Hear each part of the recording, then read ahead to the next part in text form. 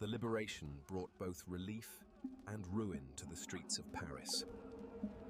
The evidence presented contradicts the facts we have. Paris is burning. August 1944. The city of light burned beneath its own liberation. Smoke drifted across the Seine, rising from barricades built of overturned cars and piano legs. German trucks fled east toward the Marne, their iron wheels clattering over cobblestones still slick with rain and blood. From doorways and basements, the French emerged, gaunt, sleepless, clutching weapons they had hidden for years. Tricolor armbands appeared like sudden blossoms on tired sleeves.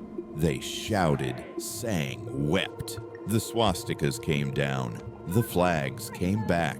But as Paris rejoiced, something far darker stirred beneath the celebration, a hunger for reckoning that smelled of rope and gunpowder. For 4 years, the French had lived beneath occupation, humiliation, and silence. Some had fought in forests, printing illegal newspapers by candlelight. Others had survived by keeping their heads down by serving coffee to German officers or signing papers they didn't dare refuse. Now, as the Wehrmacht retreated and Allied convoys rolled through cheering crowds, every gesture of compromise became a mark of guilt. Liberation was not clean. It was wild, chaotic, and deeply human, an explosion of emotion after years of repression. People wanted justice. But what they truly sought was purification.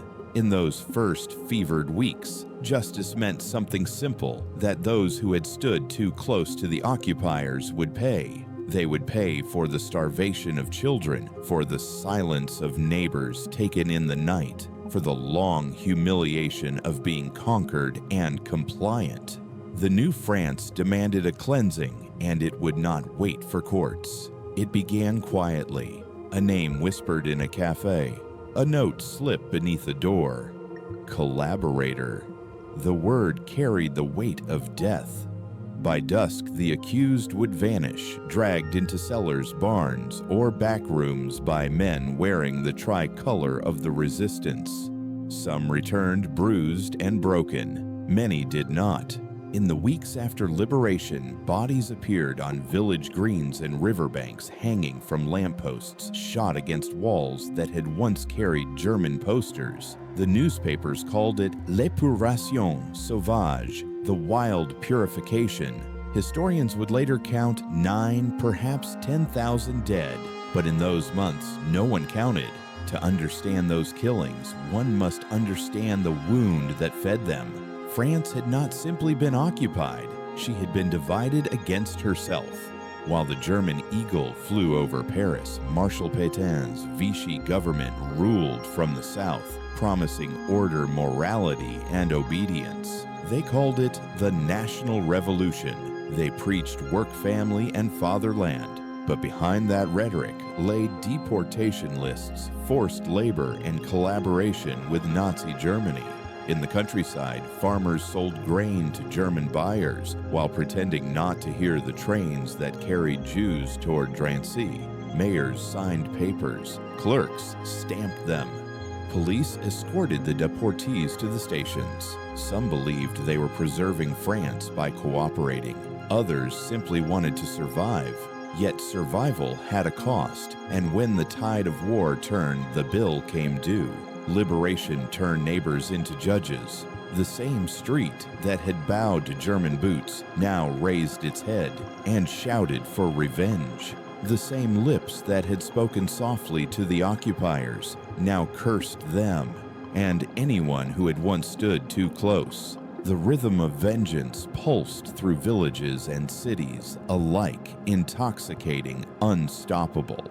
It was not only about punishing guilt, it was about cleansing shame. Paris itself was a theater of contradictions. While General de Gaulle marched down the Champs-Élysées to thunderous applause, back alleys echoed with screams. Resistance cells that had spent years fighting the Gestapo now turned their guns inward. They hunted not just the visible traitors, the policemen, the informants, but also the gray souls, the ones whose complicity had been whispered but never proven.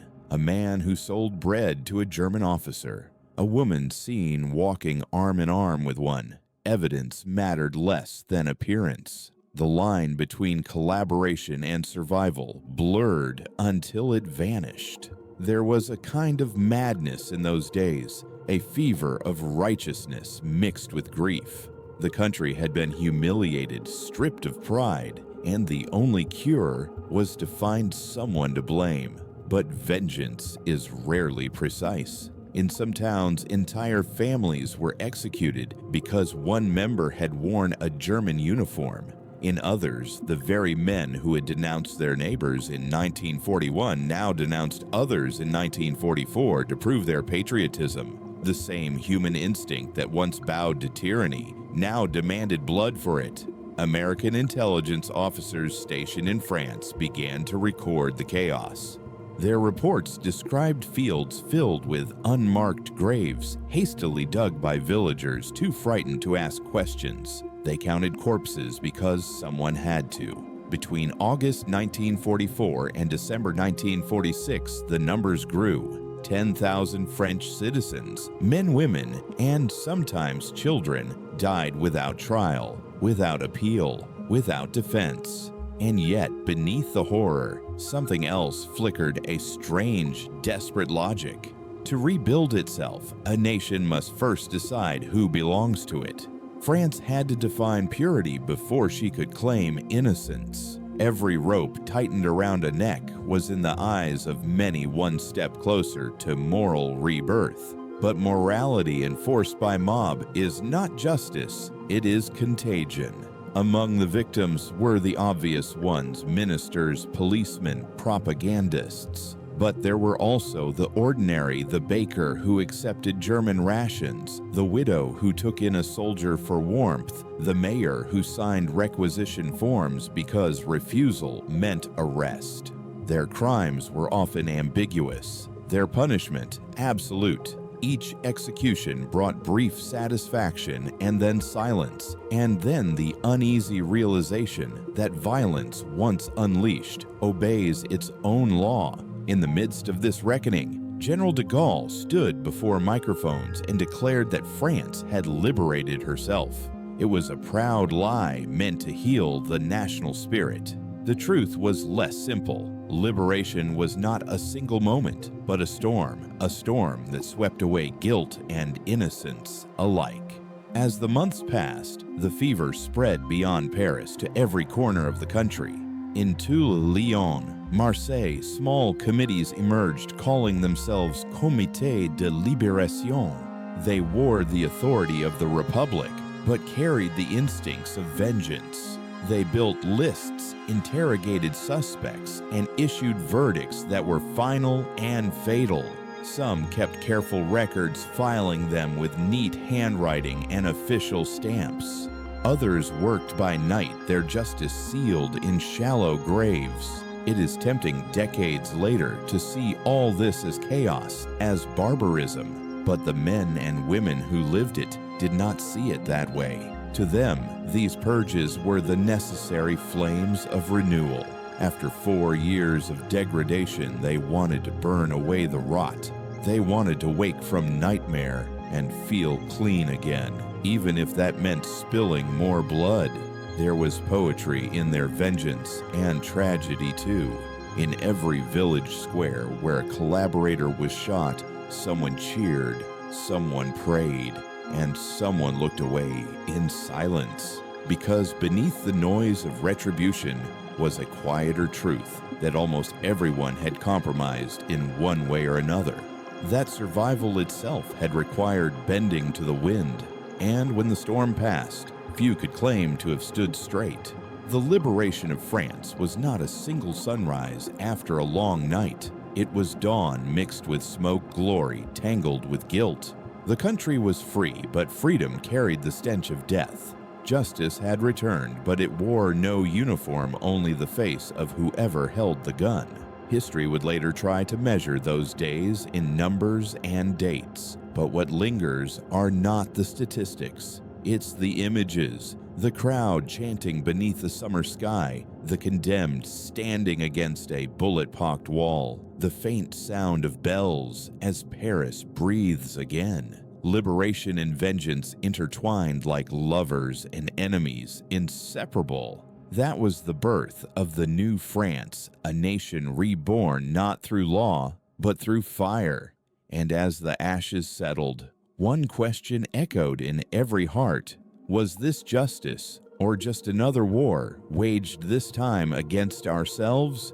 When the darkness was dragged into light, liberation was not a single act of freedom, it was a process of exposure. When the German army vanished over the horizon, it left behind not just a broken country, but the wreckage of 4 years of moral compromise. The lights came back on, and in that harsh daylight, France saw herself clearly for the first time. The illusion of unity dissolved. The resistance, the Vichy loyalists, the silent majority, they were all French, and now they faced one another. Historians would later call this moment l'épuration sauvage, the Wild Purge. It sounds clinical, almost sterile, but there was nothing clean about it. Between August 1944 and the end of 1946, between 9,000 and 10,000 people died without the formality of a courtroom or the restraint of a sentence. It was vengeance, unbound, improvised justice, meted out in cellars and courtyards, driven by fury that had fermented in silence for years. In the first weeks after liberation, this reckoning was fueled by memory, by the faces and names that everyone remembered but had been too afraid to speak aloud. The man who traded with the Germans, the woman who took up with an officer, the bureaucrat who signed the deportation orders. Everyone knew someone. France was a country of small towns and long memories, and the occupation had turned neighbor into witness. Each village had its own list, some written on scrap paper, others carved into the back of cigarette packets or memorized by heart. The resistance fighters who had fought in secret now emerged with these names carrying the power of the victorious. They called themselves committees of liberation, but they were more like juries of grief. In those early days, France was still under military confusion. German prisoners were being rounded up by the thousands, and the Allied command had not yet established full control. The vacuum of authority was complete, and nature, as always, abhors a vacuum. In the absence of law, passion ruled. The resistance, long denied open action, now exercised its will without restraint. The purges took many forms. In some towns, there were quick executions, men shot in their gardens or against barn walls, their bodies left where they fell as examples. In others, the punishment was humiliation. Women accused of horizontal collaboration had their heads shaved in public squares while crowds jeered and spat. The act was as much ritual as punishment, a symbolic purging of shame, of submission, of the memory of French lips kissing German uniforms. In Paris, the mood was euphoric and vengeful in equal measure. Crowds filled the boulevards celebrating the return of the Republic. But just beyond the cafes and parades, darker work was being done. Informants were dragged from their homes, sometimes by men wearing stolen German boots. The same basements that had once held resistance prisoners now held collaborators. The Gestapo's tools changed hands, but not purpose. For many, the purges felt like justice finally served. The Germans had gone, but their shadow remained, and it was unbearable to let that shadow linger. The idea of a wild purification carried a sense of divine necessity. The wounds of the occupation, deportation, starvation, humiliation needed to be cauterized, and fire was the only tool at hand. But this fire did not burn evenly. In some towns, the guilty were spared because they had friends in the resistance. In others, the innocent were condemned because their faces looked too calm, too well fed. accusation became currency. The more people one denounced, the safer one appeared. The logic of fear that had governed the occupation now returned, only reversed. Those who had once feared the Germans now feared their fellow Frenchmen. De Gaulle's provisional government, still forming in Paris, knew the danger. But even de Gaulle, disciplined, stoic, fiercely proud, understood that he could not immediately stop the purge. France needed to cleanse itself before it could be governed. The illusion of control was useful. The reality was chaos. American intelligence reports from late 1944 describe the killings in language stripped of emotion, but heavy with unease. No trials, no appeals, one report read. Executions conducted in village squares. Casualty reports consistent with civilian retribution. The Americans counted the dead because the French authorities would not. The numbers came from prefects, local administrators filing grim tallies of deaths they could neither prevent nor acknowledge. These records, stored in dusty departmental archives, would survive long after the witnesses were gone. Yet numbers tell only part of the story. What those reports could not capture was the intimacy of the violence. These were not strangers killing strangers. They were farmers, clerks, shopkeepers, people who had lived side by side through the occupation. The executioner might once have borrowed sugar from his victim. The man digging the grave might have been his cousin. That intimacy made the purges different from any other post-war reckoning. In Germany, the Allies imposed justice from above tribunals' denazification committee's paperwork. In France, justice rose from below, chaotic and emotional. It was personal, it was local, and it was often irreversible. The question, of course, was how to measure guilt. Was collaboration a matter of ideology or of necessity? Was the farmer who sold grain to German soldiers guilty or just hungry? Was the mayor who signed deportation orders responsible for those deaths or merely trying to keep his town alive?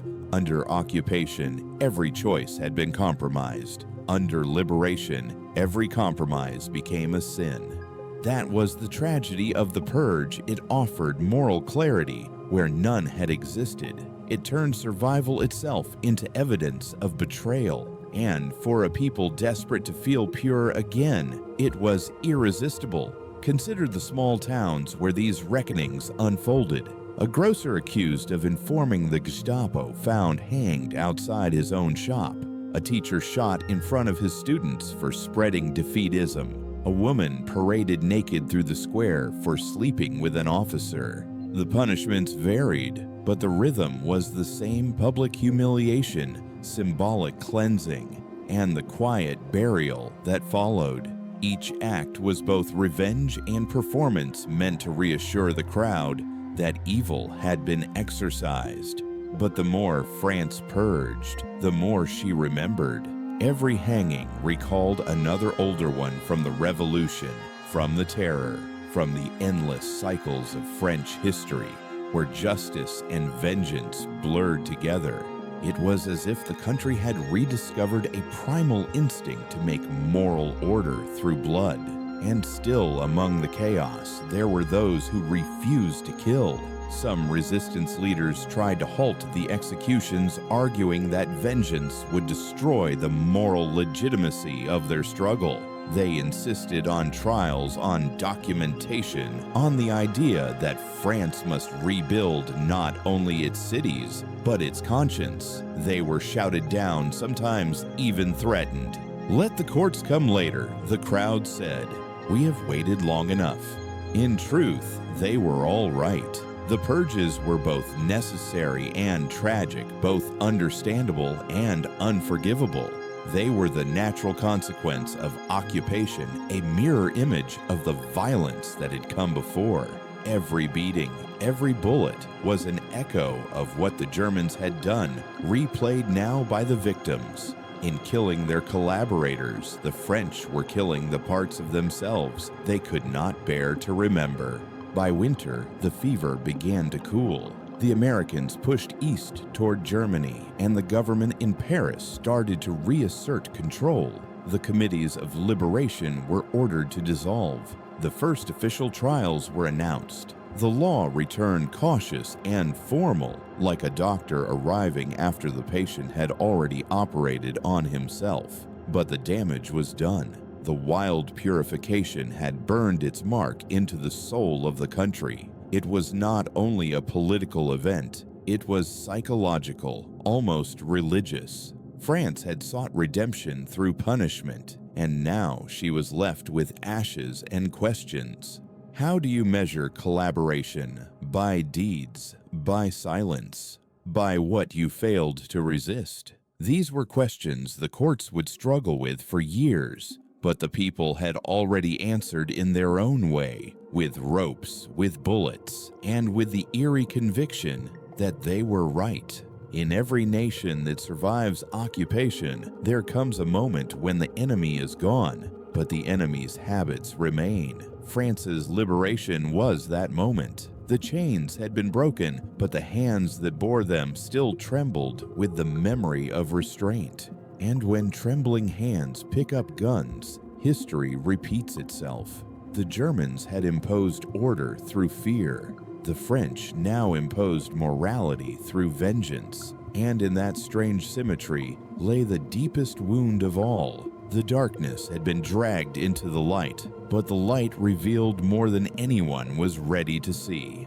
Pierre Laval, the predictable prey. Even before the war was lost, Pierre Laval knew what was coming. The former Prime Minister of Vichy France, once a lawyer, a politician, and a man who believed himself indispensable, could already feel the ground shifting beneath him. By the summer of 1944, while German convoys burned on the roads and the resistance tightened, its net Laval sat alone in his office at Vichy, writing letters to Swiss banks and burning the rest. Outside, the world was collapsing. Inside, he prepared for judgment. To understand Laval is to understand collaboration in its most deliberate form. He did not stumble into it. He embraced it. After the German invasion of 1940, France was humiliated, divided, and desperate for stability.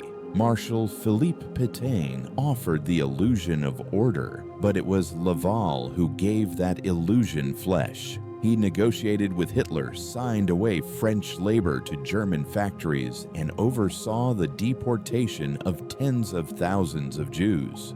He believed that by cooperating, France could preserve some sovereignty, some semblance of dignity. It was a calculation made with ice in the veins and arithmetic in the soul. Better to yield a little than lose everything he once said. But every compromise with tyranny demands another.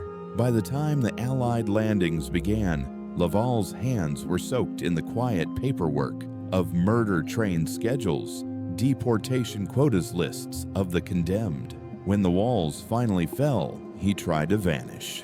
In late August 1944, resistance fighters reached his chateau at Châteldon.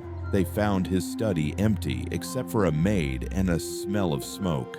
The papers he hadn't burned were damning enough bank statements from Berlin, coded correspondence with Himmler, reports from the Milice, the brutal paramilitary force he had created to crush the French resistance. His name topped every death list.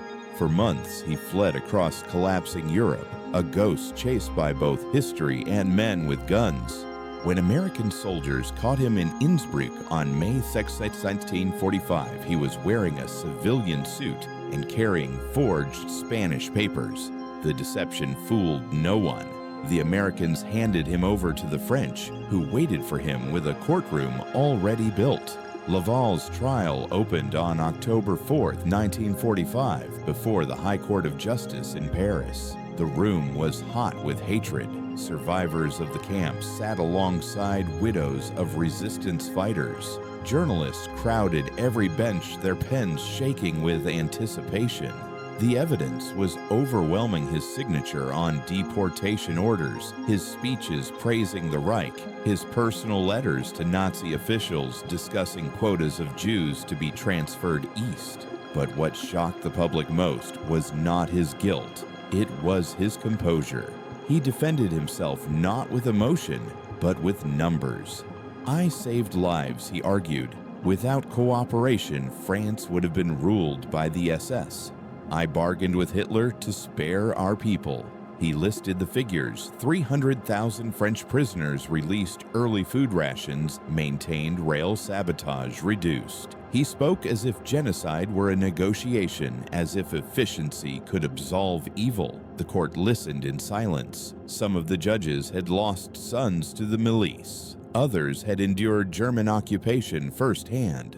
For them, Laval's arithmetic was an obscenity. When the prosecutor, André Mornay, rose to speak, he did not argue. He simply showed photographs, families being herded into cattle cars, children clinging to their mothers' skirts. "You call this saving lives?" he asked. Laval had no answer. His intellect had built a system. Now it was crushed by its own logic. The verdict came: swiftly death by firing squad. But even in defeat, he clung to control. On the morning of October 15, 1945, guards found him pale and trembling, a bottle of cyanide on the floor beside him. He had swallowed it hours earlier, hoping to deny France the satisfaction of his execution. Doctors forced his stomach empty, dragging him half-conscious to the courtyard of Frayne prison. At 7:15 a.m., 12 French soldiers raised their rifles. Laval, barely able to stand, whispered his last words: "I have always served France." The volley echoed against the prison walls. His body crumpled, and with it fell the illusion that collaboration could ever be rationalized. In that courtyard, something larger than one man died. Laval represented the bureaucratic face of evil, the kind that wears a suit, keeps meticulous files, and calls murder policy. He was not the sadist in a uniform. He was the pen that signed the voice that reasoned. For many French citizens, his death was a cleansing, a symbolic execution of all that Vichy had stood for: cowardice, disguised as pragmatism, treachery cloaked in legality. But even as his corpse cooled, others whispered that justice had come too late. The damage Laval had done could not be undone. The trains had already rolled. The families were already ash. And for some, his execution felt less like closure than theater, a nation performing its innocence before the world. Still, France needed that performance. The Allies were watching, and so were her own ghosts. Killing Laval allowed the new republic to draw a line between the collaborators and the redeemed. It told the world that France had been divided by a handful of traitors, not corrupted as a whole. It was a comforting lie necessary for survival. But in the villages and small towns, people knew better. They knew that collaboration had not worn only ministerial suits. It had worn aprons, clerks' uniforms, and the faces of neighbors. The reckoning that followed Laval's death would not unfold in marble courtrooms, but in muddy fields and stone squares. For the resistance fighters who had spent years hiding in woods and cellars, Laval's trial was just a prelude. The real justice would be local, immediate, and final. Committees of liberation began assembling their own lists that reached far beyond politicians. Shopkeepers who had sold to German soldiers, police officers who had passed along names, women who had been seen smiling at occupiers. None of them could claim, as Laval had, that they acted for France. They had acted for themselves, and now the country wanted blood. The irony was cruel. Laval's death was the most orderly of all the purges. He was given a trial, a defense, even a doctor to keep him alive long enough to die properly. The people who would follow him into the grave received none of that. They would be dragged from their homes, judged in minutes, and shot by men who called themselves patriots. Still, the symbolism of Laval's execution mattered. It was a pivot point, the transition from political collaboration to the moral reckoning of a whole society. If a prime minister could die before a firing squad, then no one was untouchable. The message spread like wildfire. France was purging itself not through law, but through example. In the months that followed, his name became a curse and a justification. He was another Laval, people would whisper before a man was shot. She was a Laval's mistress, they'd say, before a woman was dragged through the street. His guilt became a template, his death a license. There's a strange cruelty in how nations heal. They often need villains large enough to carry their collective sins. Laval carried them all: ambition, cowardice, betrayal. And in killing him, France believed it had killed those traits too. But evil is not so easily executed. It lingers in memory in the gray spaces where choices were made under the weight of survival. Even decades later, when historians revisited the trial, they found contradictions. Some of Laval's arguments contain fragments of truth. His cooperation may have spared certain towns from destruction. His diplomacy may have bought time. Yet that same diplomacy condemned tens of thousands to death.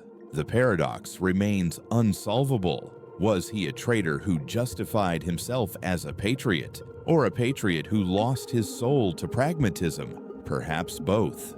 Perhaps that was the tragedy of occupation, that it made monsters out of men who thought they were saving their country. In the photographs from his trial, Laval's expression is calm, almost detached. He looks like a man who cannot comprehend why the world hates him. Behind him, the French tricolor hangs limp against the wall, restored but stained by the same air he once breathed. When the shots rang out that October morning, they were not just for Pierre Laval. They were for every compromise made under the flag of survival, for every Frenchman who had bowed his head and told himself he was doing the right thing. His blood was both punishment and absolution, a reminder that morality once broken cannot simply be rebuilt, it must be mourned. By the end of 1945, France had executed its prime minister, buried its shame, and declared itself reborn. But the purges were only beginning. The vengeance that had started with men like Laval would soon spill into every corner of the country, into villages where no one wore medals, where justice was carried out with rope and farm tools instead of judges and gendarmes. The powerful had fallen. Now it was the turn of the ordinary.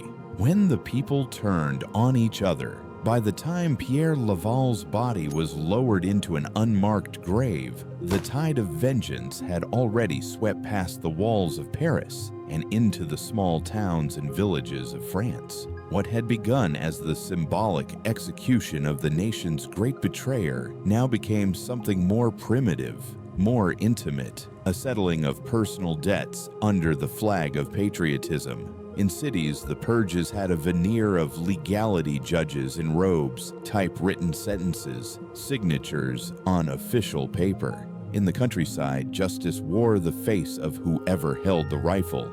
In the market town of Toul, deep in the green folds of the Corrèze, the memory of German cruelty was still raw. Only weeks earlier, in June 1944, soldiers of the SS Das Reich Division had hanged 99 civilians from lampposts and balconies, a reprisal for resistance attacks. Their bodies had swayed in the summer air for days, until the stench of death mingled with the smell of bread from the morning ovens. The townspeople never forgot who had pointed out the victims to the Germans, who had whispered their names, who had guided the soldiers to the right doors.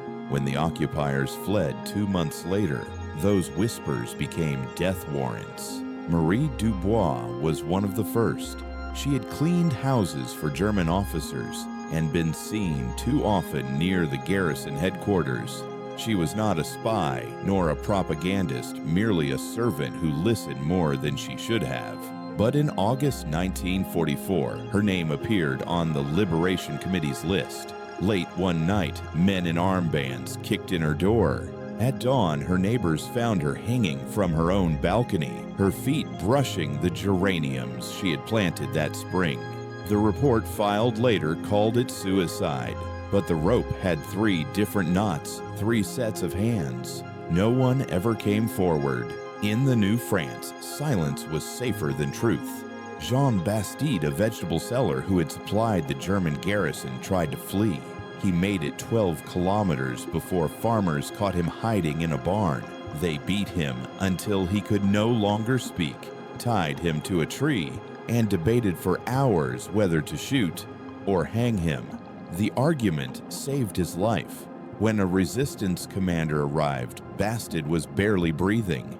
He ordered a proper trial. The verdict, life imprisonment.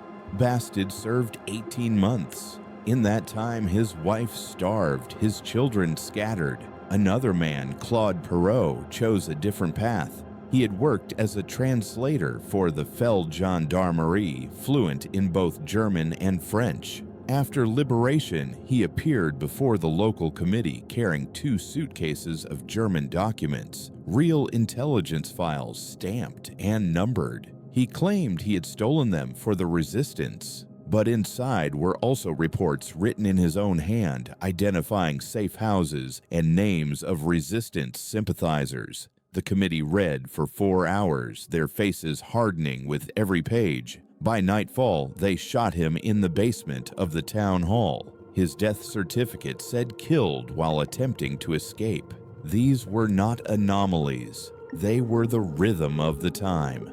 Across the countryside, similar scenes unfolded, grim, ritualistic, unstoppable. In the absence of government, every village became a court, every barn a prison, every ditch a grave. Committees of liberation sprang up spontaneously, composed of whoever had survived long enough to claim moral authority. Some were brave men who had fought for years in the Maquis.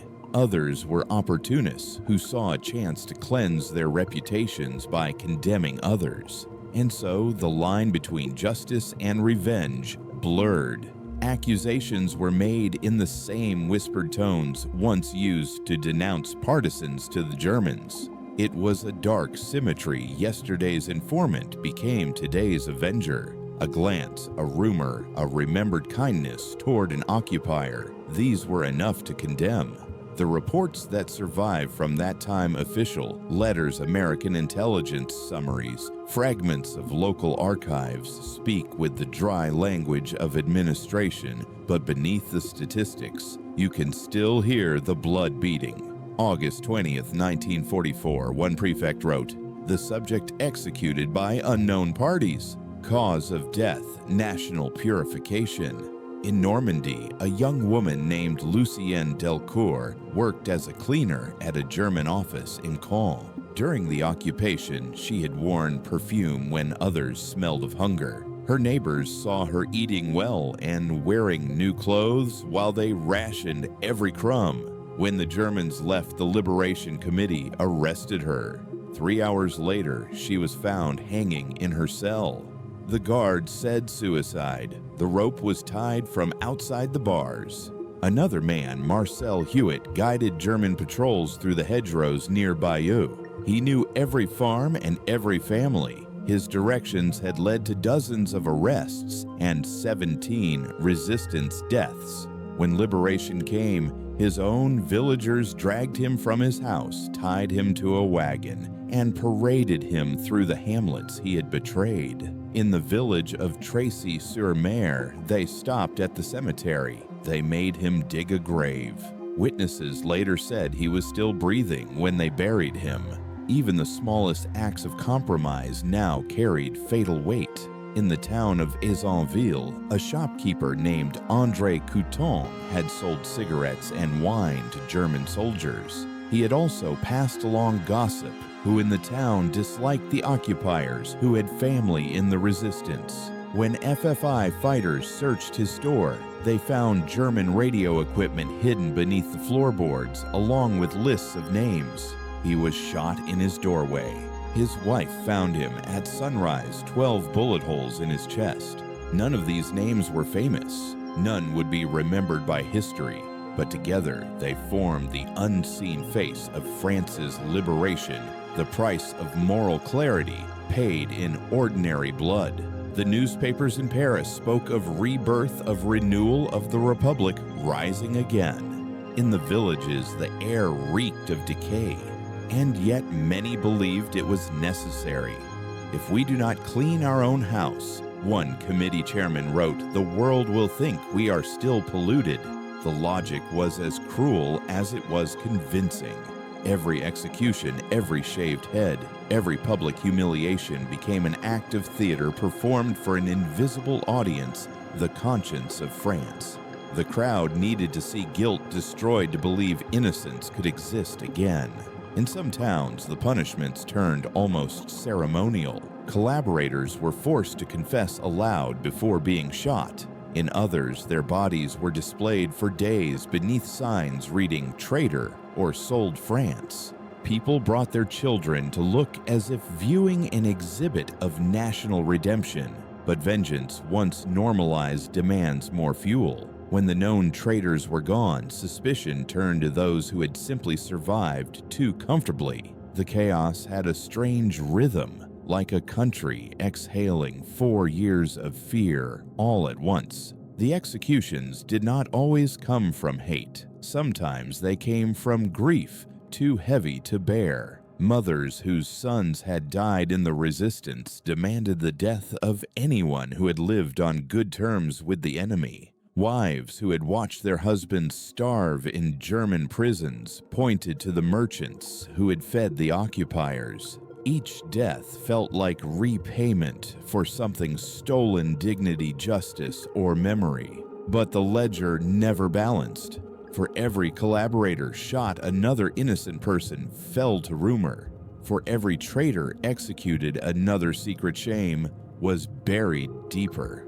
American officers traveling through these liberated zones noted how quickly the killings became routine. One report described a small town near Limoges where 4 people were executed in a single day, the bodies stacked in a wagon and buried together. The community appears calm, the report concluded. No further disturbances expected. The calm was deceptive. It was the calm of exhaustion after frenzy. By the end of 1944, thousands had died this way. The French authorities estimated that nearly 1/3 of all killings took place in rural regions, far from any official supervision. Some committees kept meticulous ledgers of names and offenses. Others left nothing but graves. In one department, an entire family was executed because the father had worked as a cook for German officers. In another, a young man was shot for possessing a German pistol he had found after the retreat. To later generations, these acts would seem barbaric. But to those who lived through them, they were the inevitable result of war's moral collapse. After 4 years of submission, the pendulum had swung too far in the opposite direction. The people were free, but freedom unrestrained by law is a dangerous thing. When questioned years later, an old resistance fighter from Corrèze said quietly, "We thought we were making justice. Only later did we realize we were making history, and history does not forgive confusion." In those days, confusion was the air everyone breathed. There were no clean hands, only degrees of compromise. The collaborators had helped the occupiers survive. The purgers now helped themselves survive the memory of that help. France was purifying herself with her own blood, hoping that somehow the stain would fade. But stains have a way of deepening before they disappear. By the start of 1945, the chaos began to slow. The central government in Paris, under de Gaulle, finally asserted authority, declaring that justice would henceforth be carried out by the courts. The committees were ordered to disband. Some obeyed. Others burned their records and disappeared into the forests. In towns like Toul and Caen, graves were quietly covered, ropes were cut down from lampposts, and life resumed its fragile routine. Yet beneath that routine, something fundamental had changed. The French had liberated themselves from the Germans, but not from the need to judge one another.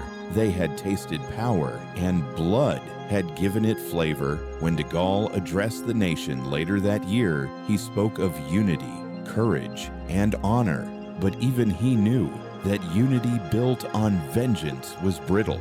The country stood, but it trembled. Its wounds were too fresh, its justice too raw. The war had taught France how to survive under occupation. Liberation taught her how easily survival can turn to cruelty. The Germans were gone. The collaborators were dead. But the fear, that ancient fear of betrayal, of humiliation, of guilt, remained. It would take generations for France to forgive herself. And for the moment, forgiveness was a luxury no one could afford. The pen that killed the trial of Robert Brasillach. Not all collaboration wore a uniform. Some came dressed in poetry. By the winter of 1945, after the ropes and the bullets had done their work across the fields of France, the country turned its attention to a quieter kind of accomplice, the ones who had fought the war with words.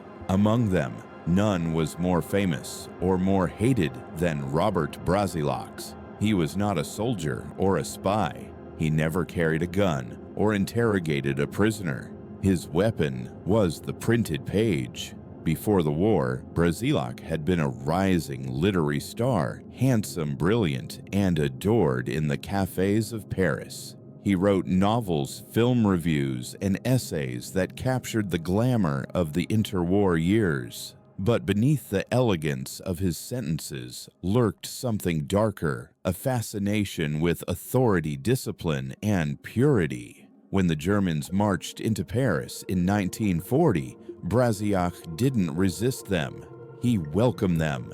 From the offices of the collaborationist newspaper Je suis partout, I am everywhere, he used his pen to praise the Third Reich and condemn his own people. He called the occupation an opportunity for renewal, a chance to cleanse France of what he called degenerate influences. His articles were precise, beautifully written, and deadly. He named Jewish writers, leftist artists, and supposed traitors. Some of those names appeared later on Gestapo arrest lists. He never pulled the trigger, but his sentences pointed the way. By 1943, even some German officers admired his zeal. He had become the poet of submission, the man who could make collaboration sound noble. In his columns, anti-Semitism took on the Polish of philosophy. We must separate ourselves from the Jews, he wrote, and not keep any small ones with us. Another line colder still, anti-Semitism is not a German invention. It is a measure of public health. Those words would follow him to his death. When Paris was liberated, Brasillach did not flee. Perhaps he believed his intellect would save him, that France would not execute one of its own writers. But the new France had no patience for eloquent treason. He was arrested in September 1944 and taken to Frayne prison, the same courtyard where Pierre Laval had been shot weeks earlier. His trial opened on January 19, 1945, before the High Court of Justice. The courtroom was crowded not with soldiers, but with writers, journalists, and intellectuals. For them, this was more than a trial. It was a reckoning with their own craft. Could words kill? Could beauty be an accomplice to barbarity? The prosecution read his articles aloud one after another. Each sentence fell into the silence like a stone dropped into deep water. The gallery shifted uneasily. Some of his colleagues, men who had shared wine and debates with him before the war, could not look at him. They remembered the nights at Montparnasse, the laughter, the brilliance. Now that same voice had turned venomous, and France demanded to know whether a mind could be guilty of murder. Brasillach defended himself calmly. He insisted that he had merely expressed opinions, that he had never ordered an arrest or pulled a trigger. I am a man of letters, he said. I served my country through thought, but thought in times of occupation can become a weapon sharper than any blade. The prosecutor, Marcel Raboul, rose from his seat and began to read testimonies from families who had suffered because of Brasillach's words. One was from a Jewish mother who had hidden with her 2 sons after her name appeared in Je suis partout. They were discovered 2 weeks later. Only she survived. You say you never killed, Raboul told him, but others killed with your sentences in their hands. Brasillach's face remained composed, almost detached. Perhaps he still believed in the invincibility of art, that words existed above morality. But the France that sat in judgment before him had no appetite for philosophy. The war had stripped away abstraction. Only action mattered now. On January 25th, after 6 days of testimony, the verdict came guilty of treason, sentenced to death. The courtroom exhaled as if releasing a long-held breath. But outside, the decision split the nation in 2. Many in the literary world, François Mauriac, Jean Cocteau, and others petitioned Charles de Gaulle for clemency. They did not deny Brasillach's guilt, but they argued that executing a writer for words would stain France's conscience. We must not imitate our enemies, Mauriac wrote. A democracy must show that it fears no voice, not even the most hateful. The petition grew to include dozens of signatures each from a writer who believed that mercy could be stronger than revenge. De Gaulle studied the petition for 3 weeks. His advisors were divided. Some argued that sparing Brasillach would show France's return to civilization. Others warned that leniency would be seen as weakness, a betrayal of the dead. The resistance fighters who had watched their families perish because of propaganda would not forgive a pardon. In the end, de Gaulle made his decision in silence. The petition was denied. His reasoning, later unsealed, was simple. The pen in times of war can be a weapon of death. And he used it.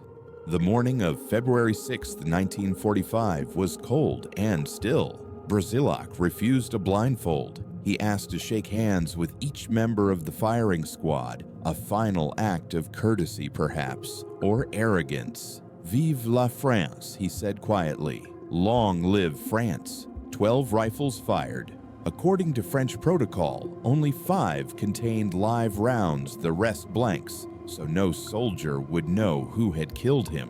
The bullet struck his chest, and he fell, reciting a line from Pierre Corneille, "I die content, since I die for my homeland."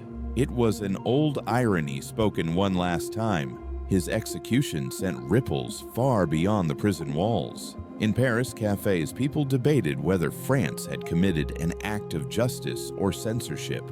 In London and New York, headlines called it the death of a poet. Time magazine ran his photograph with the caption, "Words kill, words bullets justice." For the resistance veterans, it was justice. For others, it was vengeance disguised as virtue.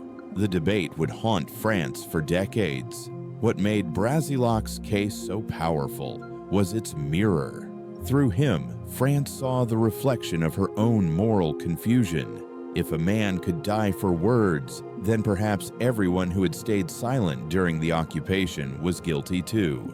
Silence, after all, is its own kind of collaboration. His death drew a line that was never meant to be clear. On one side stood those who believed the nation must purge itself completely, that purity required sacrifice. On the other stood those who feared that in trying to cleanse itself, France would lose what made it human mercy, doubt forgiveness. The truth, as always, lay somewhere between. Brasillach was not a martyr, he was a warning. His execution was not about silencing a voice, but confronting what that voice had unleashed. In times of fear, words can shape nations. They can justify cruelty, normalize hatred, make evil sound like reason, and, once spoken, they cannot be unsaid. After the firing squad guards found a notebook in his cell. Inside were fragments of a novel he had been writing, stories about French prisoners in Germany, filled with longing and despair. They burned it with the rest of his belongings. The ashes joined those of his generation artists and thinkers who had tried to find meaning in a world collapsing under its own lies. His friends mourned him quietly, while others raised glasses to the Republic reborn. Neither side truly won. For de Gaulle, the decision to execute Brasillach was not personal, it was political. France needed to prove to the world and to itself that collaboration in any form, even intellectual, would no longer be tolerated. The Republic was being rebuilt, not just on new laws, but on new boundaries of morality. But the execution left a scar. Every time a writer took up a pen in post-war France, they did so with the ghost of Brasillach at their shoulder, a reminder that words are never innocent. They can heal or destroy, and sometimes they can kill more effectively than any gun. The purges had moved from the streets to the salons, from the gallows to the typewriter. The rope had given way to reputation, the bullet to debate. But the fever remained the need to identify guilt, to separate light from shadow, to declare who was truly French and who was not. The war was over, but the war for the soul of France had just begun. The men in black, the Milice, and the Mirror of Evil. They called themselves La Milice Française, the French militia, but their black uniforms told another story. Formed in 1943 under the Vichy regime, they were meant to keep order in occupied France. In truth, they were France's own Gestapo, 30,000 men, with Celtic crosses on their sleeves and hatred in their hearts, serving neither God nor country, only the illusion of authority granted by their German masters. The Milice was the child of betrayal, born when Pétain's government decided that French police alone were not enough to crush the resistance. It was Laval and his lieutenants Darnan and Touvier who gave it shape, trained it, and unleashed it. They said it was a force for discipline. In reality, it became the most feared weapon of terror on French soil. They hunted partisans in the hills, tortured suspects in cellars, and handed Jews and resistors alike to the Gestapo with bureaucratic efficiency.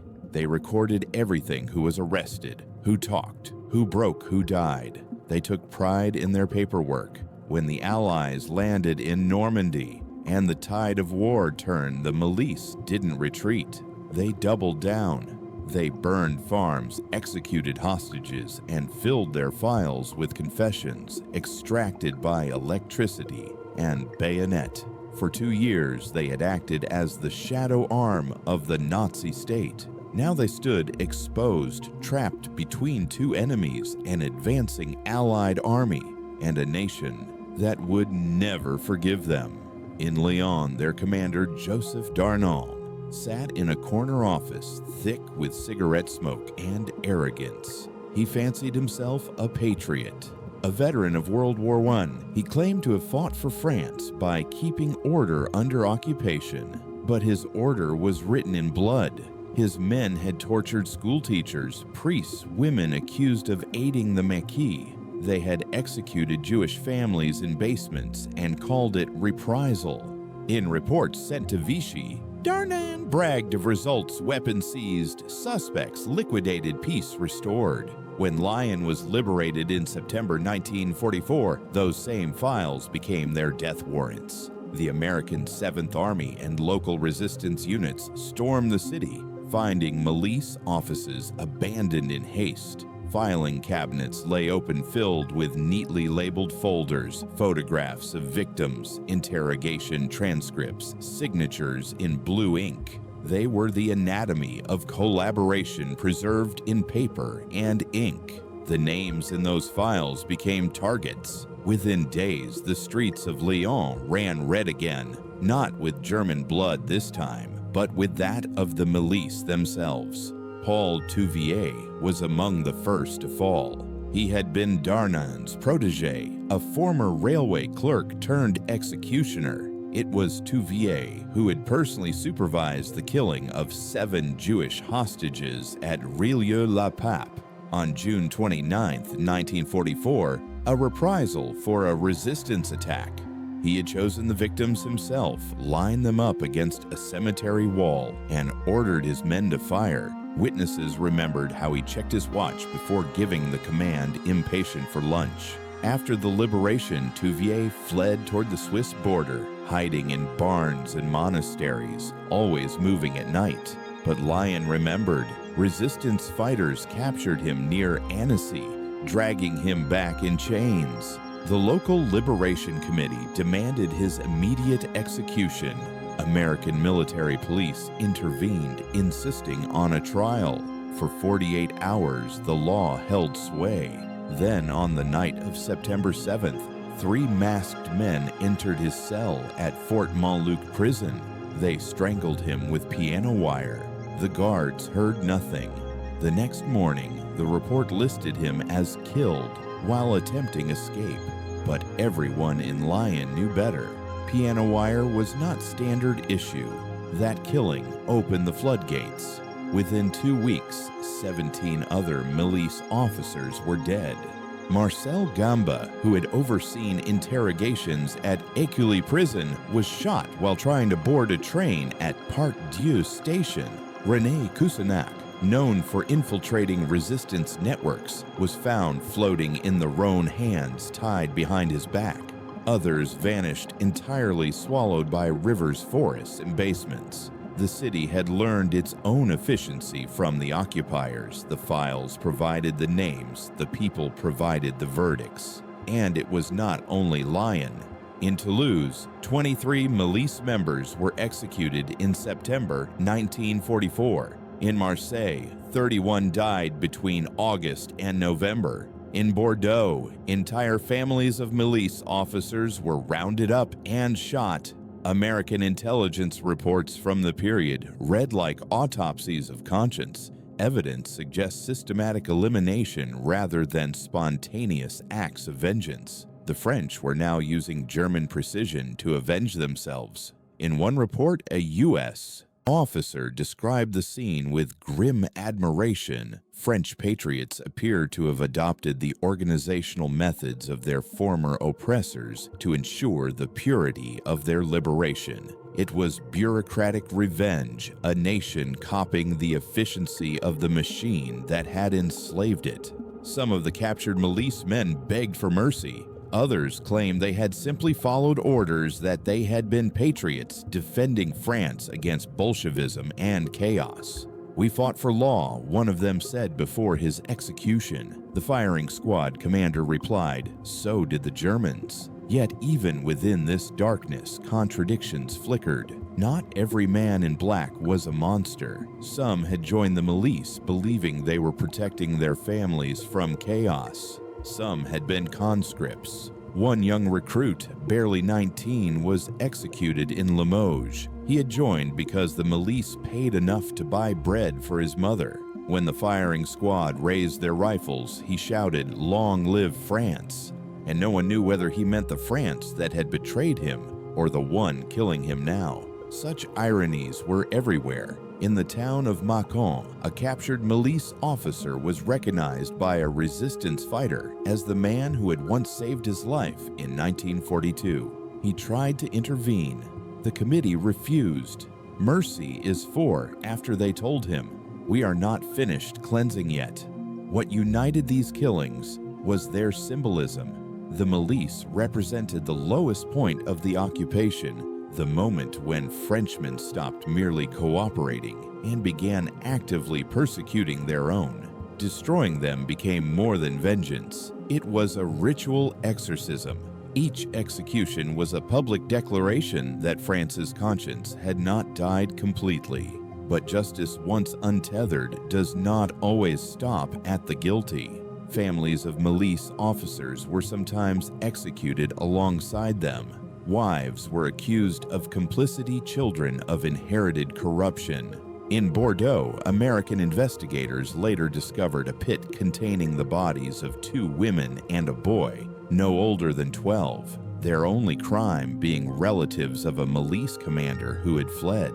The French government in exile, now returning to power under de Gaulle, tried to contain the chaos. Orders were sent from Paris demanding that all trials be approved by official courts, that executions cease. But in many regions, those orders arrived too late or not at all. The committees acted faster than telegrams. In truth, de Gaulle understood the paradox. He needed the Milice to be destroyed. They were the living proof of national shame. But he also needed the killing to stop before France tore itself apart. Too much vengeance would turn liberation into civil war. By the start of 1945, the purges slowed, but the damage was done. The Milice was gone, erased almost as completely as the Gestapo it had served. Its members had been hunted, shot, or disappeared into nameless graves. Few ever stood trial. Their records seized by Allied forces would later fill archives, chilling in their completeness. Names, addresses, signatures of executioners who believed they were saving France. Years later, historians would debate whether these men deserved trials, whether France had mirrored the cruelty it claimed to reject. Some argued that the executions were justice in its purest form, direct, personal, immediate. Others saw in them a dark reflection that in killing the Milice, France had imitated them. The truth, as always, lies in the tension between necessity and guilt. The resistance had fought for survival, and in that struggle, they learned the same ruthlessness that had once oppressed them. Liberation had no manual, no clean page to begin again. The tools of tyranny were still at hand, and in those first chaotic months, France used them. A survivor of the Maquis once said, "We became what we hated just long enough to destroy it." It is a line that could serve as an epitaph for the entire era. When American officers toured former Milice headquarters in Lyon, they found one final document pinned to a corkboard, a memorandum dated July 1944, signed by Darnan himself. It read simply, "Order above all." The officers left it there. Months later, when French investigators returned, the paper was still in place, speckled with blood and dust. Order above all. That had been the creed of the Milice and the justification for their cruelty. But in the end, order was restored not by law, but by retribution. The black uniforms were gone, but their memory lingered. In the minds of those who had survived their interrogations, the Milice remained the embodiment of France's darkest hour, proof that evil does not always arrive from outside. Sometimes it grows in the heart of the nation itself. And so, when the last Milice man fell, France did not cheer as she had when the Germans fled. The silence was heavier, almost reverent, because in killing her own sons, she had reclaimed her honor, but also lost something of her soul. Justice had prevailed, yes, but it looked very much like revenge. When love became treason, the punishment of women, there is a kind of hatred that only comes after shame, a hatred born not from reason, but from the need to cleanse what feels defiled. In the summer of liberation, that hatred found its easiest target in women. Across France, while the courts pursued officials and soldiers, the people turned their fury toward those accused of a different kind of collaboration horizontal, sleeping with the enemy. It was a crime without law, yet punished more savagely than treason itself. In the minds of many Frenchmen, these women had done something worse than betray their country. They had betrayed its dignity. Their bodies had crossed the line where patriotism and humiliation met. The scenes repeated themselves in towns from Normandy to Alsace. A jeep would roll into a square, a crowd would gather, and somewhere inside that crowd, a woman would be dragged forward. Her head would be shaved, her face daubed with tar or paint, a swastika scrawled across her chest. Some were forced to strip naked, others paraded in torn dresses through the same streets where German soldiers had once marched. People shouted, spat, threw stones. Mothers pointed them out to their children. This is what happens to traitors. American war correspondents who arrived after the liberation wrote about these ceremonies, describing them as public theater, half vengeance, half purification. It was not justice, it was ritual. For a nation that had been violated, the act of shaving a woman's head was symbolic retribution. Her humiliation became the nation's redemption. But behind the spectacle were human stories, messy, contradictory, unbearably sad. Take the case of Simone Tussaud, 22 years old, a waitress in Strasbourg. She had worked in a cafe frequented by German officers. Over 3 years of occupation, she had smiled at them, served them wine, and eventually shared their beds. Her neighbors noticed her new dresses, her German cigarettes, her full pantry when others starved. They whispered, they waited. On November 15, 1944, a group of men from the local Liberation Committee came to her apartment. They brought electric razors and a can of black paint. They told her to sit. She begged, insisting she had only done what she must to survive. One of them replied, "So did we." They shaved her head, painted swastikas on her forehead and breasts, and forced her into the street, wearing only her underwear. Crowds followed as they paraded her through the city center. People jeered, threw garbage, spat. Some laughed, others turned away. The procession ended at Place Kleber, where she was tied to a lamppost and left through the night as the temperature dropped. By morning, she was dead, her body rigid from cold. The report listed heart failure. No one attended her burial. Her grave was marked only with a number. In another town in Metz, the story repeated itself with a different name.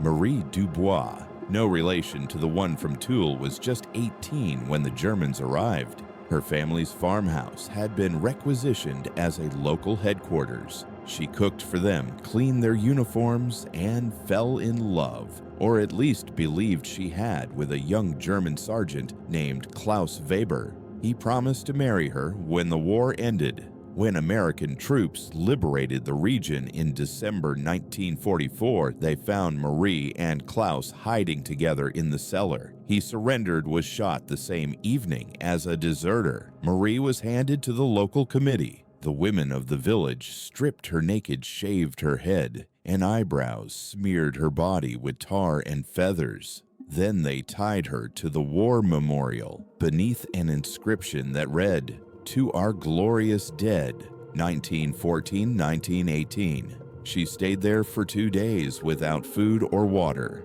Some villagers argued she should be cut down. Others said it was not enough. By the time they untied her, she was dead. The priest refused to bury her in consecrated ground. Her body was placed in a roadside ditch outside the cemetery walls. Such stories filled the silence of the liberation. For every general or minister who faced a firing squad, there were dozens of women punished not for what they had done, but for what they represented. Their shame was collective, their punishment communal. France, feminized by occupation, sought to reclaim its manhood by violating its own women. Even those who had never slept with Germans were not safe. A single accusation could destroy a life. A smile, a rumor, a photograph, or a letter was enough. In one village in Brittany, a midwife was shaved because she had delivered the child of a German officer's mistress. In another, a teenage girl was paraded because she had been seen carrying flowers to a soldier's grave. The violence was often orchestrated not by men but by other women wives, widows' mothers who had lost sons. Their fury was raw and deeply personal. They believed these shaven women had dishonored every French woman who had endured hunger fear and widowhood in silence. Their revenge was not political. It was emotional, even moral. They wanted to reclaim purity, to rewrite the humiliation of being conquered through the only language they had left: public shame. To many observers, these punishments were shocking, even obscene. but to those who participated, they felt righteous. The photographs from that time, grainy black and white images that still circulate in archives, show smiling crowds, children watching priests standing nearby. The women, heads shorn, eyes downcast, are surrounded by laughter and sunlight. It is perhaps the most chilling thing about those images, how ordinary they look. Historians would later estimate that between 10 and 20,000 women across France were publicly humiliated in this way. Only a few were executed. For most, the punishment was social death. They lived out their lives in exile and silence, marked forever by the smoothness of their shaven skulls. Yet not all of them were villains. Some had been informants, yes, but many had simply sought affection, security, or survival. A few had acted as spies for the resistance, using their relationships to gather information from German officers. When the purges came, no one cared. The crowd did not ask for explanations. Love had become indistinguishable from betrayal. The gendered nature of this vengeance revealed something deeper about post-war France, the need to restore a wounded sense of masculinity. Under occupation, men had been powerless. Their country humiliated their pride, shattered their strength, neutralized by defeat.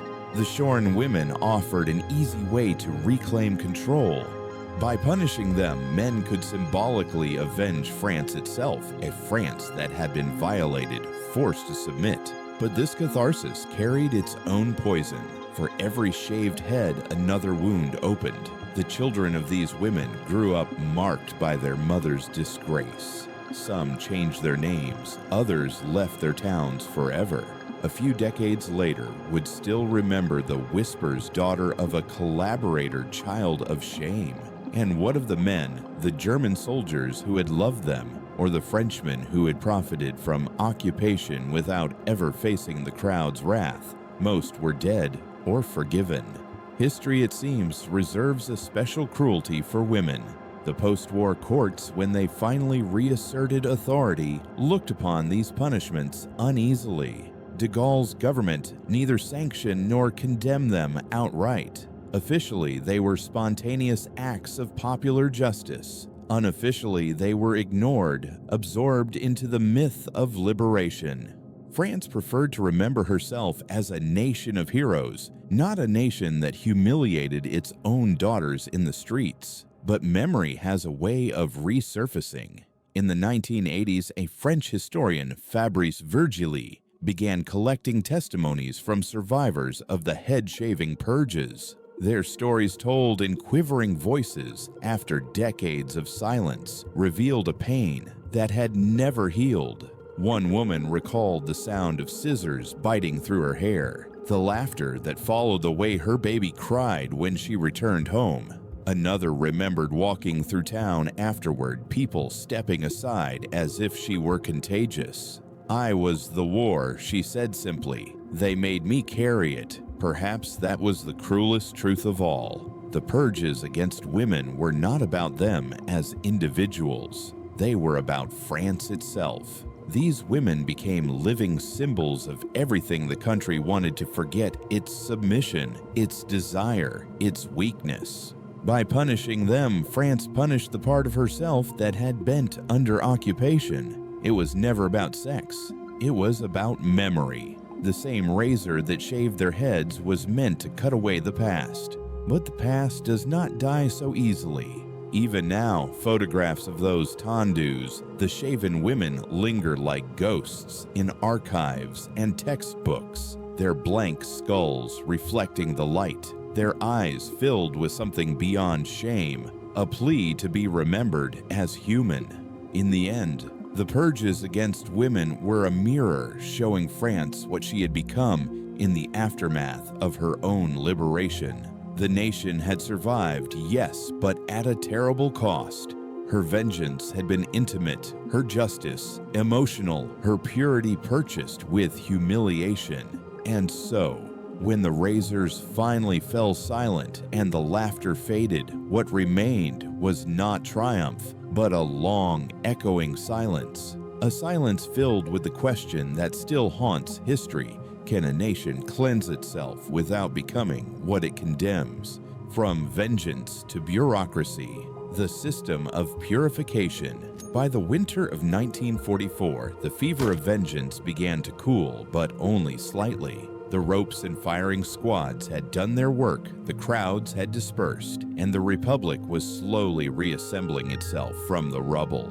Yet beneath the surface, something new was taking shape, something more organized, more methodical. The wild purification that had erupted in the heat of liberation was evolving into a system.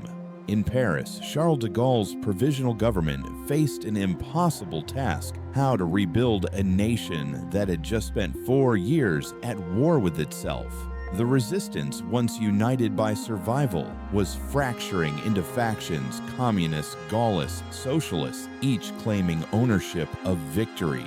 De Gaulle knew that France could not afford an endless vendetta, but neither could he ignore the demand for justice that burned in every town square.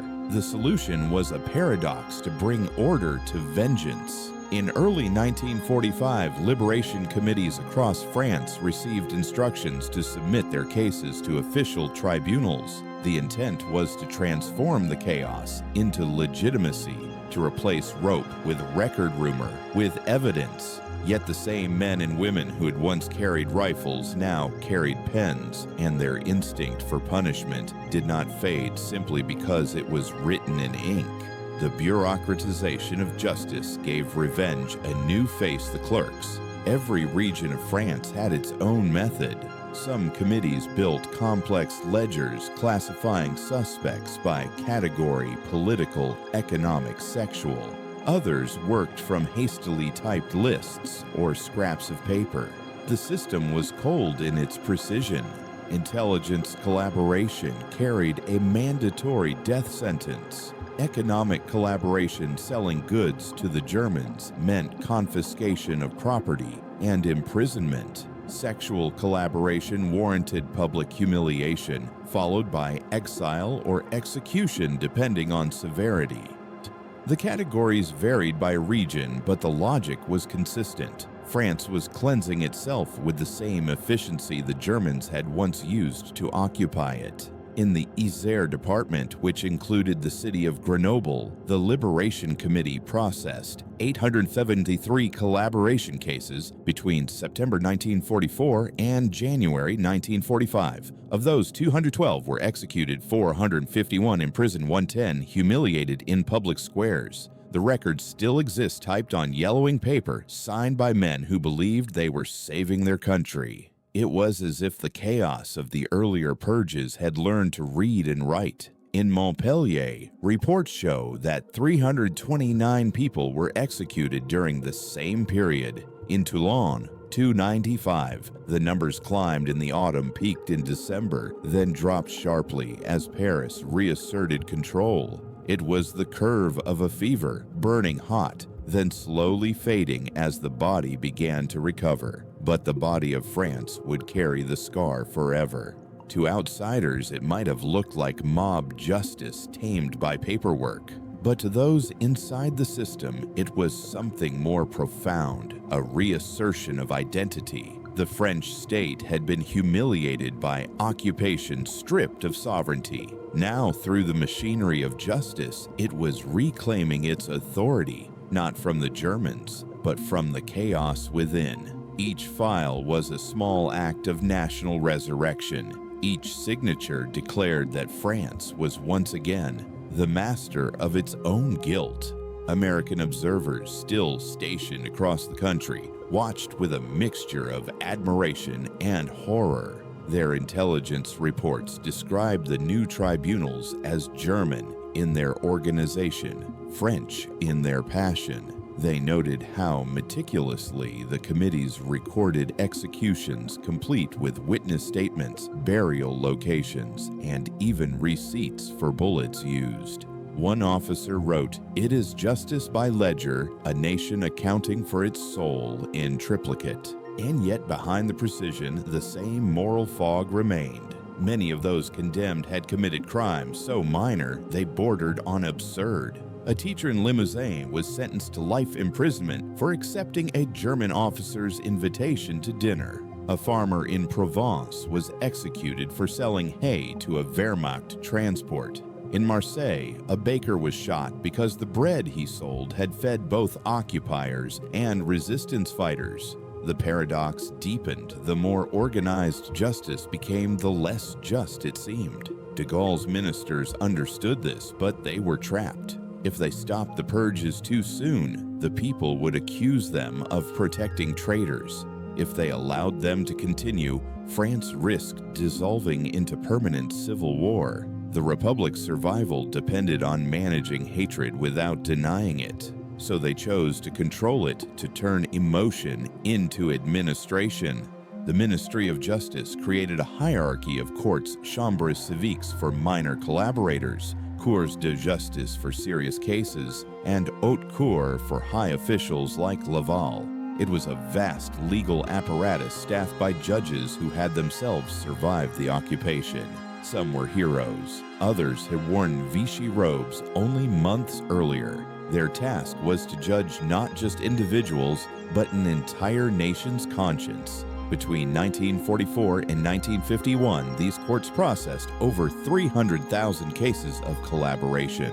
Of those, roughly 77,000 resulted in convictions. Only 768 people were executed by the state. Compared to the frenzy of the Wild Purges, this was mercy.